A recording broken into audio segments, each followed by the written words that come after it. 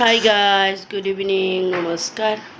আপোনালোকৰ ওচৰত অন্য এটা ভিডিঅ' লৈ আহিছোঁ। আজি মই ভিডিঅ' আনিব পৰা নাছিলোঁ, কালি সন্ধিয়া অনা নাই।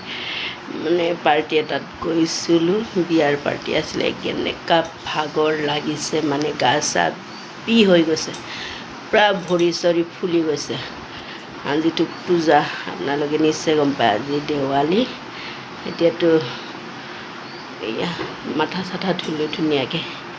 আজি ডিউটিও নগ'লোঁ, মানে এনেকুৱা ভাগৰ লাগিলে। ৰাতি 4টা বজাত শুলোঁ, বিয়াৰ পৰা আহি কমপ্লিট কৰি কামখিনি কৰি উঠি আহি কিনে 4টা বজাত আহি কিনে শুইছোঁ। এতিয়া দেৱালীৰ চাকি বন্তি জ্বলোৱাৰ টাইম হয়।